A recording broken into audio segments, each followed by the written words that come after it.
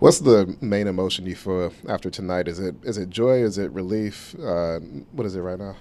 Um, it's more pride than anything, and it's being proud of those guys in that locker room. That's the only thing, you know. To watch them compete the way they did for 4 quarters, I couldn't be more proud of them. You know, the spirit that they played with. There's the competitive edge that they played with. So I think that would be the word. Uh, you guys had 4 of your 5 starters scoring double digits, 5 in total in your whole entire team. Can you talk about just the effort you guys showed tonight? Yeah, I mean, I think that's what it was from beginning to the end. You look at that first quarter, the way we came out. Um, you know, there was an intent that we played with and a purpose that we played with all the excuses in the world that were built in for this game, right? All the injuries you had up, the back-to-back, 3 games, 4 nights, all that stuff. There's a ton of excuses, and our guys didn't make any of them. They scrapped.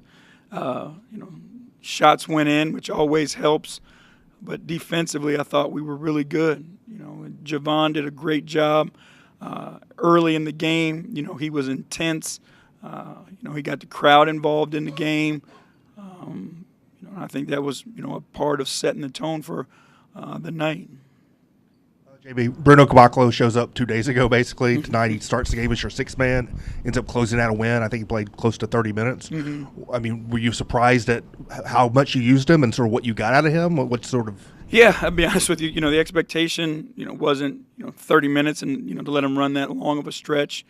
Just trying to get to know him. We don't really – obviously, we watch film on him, but until you coach a guy, have him in your system, you don't truly know him. But, I think you look at his God-given ability with that length, and then you look at the work he put in to create that shot that he has. Defensively, the versatility that he shows. He can guard multiple positions.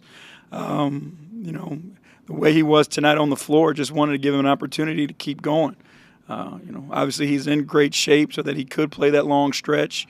He picks up things really quickly and understands the game where he should be, because he understands, or he's been shown, probably 15% of our playbook, but he just understands spacing. He understands how important the three-point line is, and being a threat from behind the three-point line obviously helps the spacing on the floor for everybody else. But, so far so good. Stick with him, obviously. Get him more days in our system, more practice days, more time with the guys on the floor, and see what happens. JB, it looked like Ivan took Jermichael's spot in that second half. Was there any particular reason why Jermichael didn't play? No, I mean, Jermichael's been pretty banged up, and just in looking at it, just made a decision to go with Ivan for that spot. There was, no reason for it. Jermichael didn't do anything or anything like that. It just made a decision in the moment, gave Ivan a run. We were struggling at that point to rebound, and Ivan is a really good rebounder, so that led to part of the decision as well. JB, I think you had already walked off, but Mark came up and kissed Mike during his post-game interview, and Joakim Noah got a lot of energy from guys on the bench. I mean, considering how heavy things have been around here the last few weeks, just can you speak to sort of the joy and the relaxation just to exhale after a win like this? Again, for me, the thing that that I enjoy the most was when the buzzer sounded and the crowd reacted. I think we have a great fan base here, and they root for us, they pull for us, and no matter what the times are, difficult or not, they're there. If you walk around town, whatever it may be, they're there. Difficult times are difficult for them because they're passionate about the Grizzlies, and then our guys feed off of that. Mike and Mark, their history, obviously with this team and organization and how they've grown with one another, the blood, sweat, and tears and injuries that they've put in for this team, and then to be going through what we're going through now, You know, I mean, it is emotional for them, and it's real. It's not fake. You know, it's a genuine love and care for one another.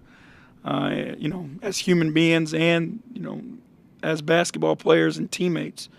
And then, you know, Joe Kim is fucking crazy. I mean, that's about the extent of that. You know, his energy and his passion it's every day. You know, it was, you know, that's all I can say about Joe. You know, his teammates love him. He loves his teammates. He loves the game. You know, he's fun to be around. Anything else? Oh, sorry. Yeah. A few players get hurt, like Garrett Temple will be out of the 1 to 2 weeks. Do you consider call up Utah the next game? Yeah, we thought about it, and I'll talk to the front office. You know, just the timing of it was hard to get him back. But I'll talk to the front office about it, and I'll know more tomorrow and moving forward. Thank you.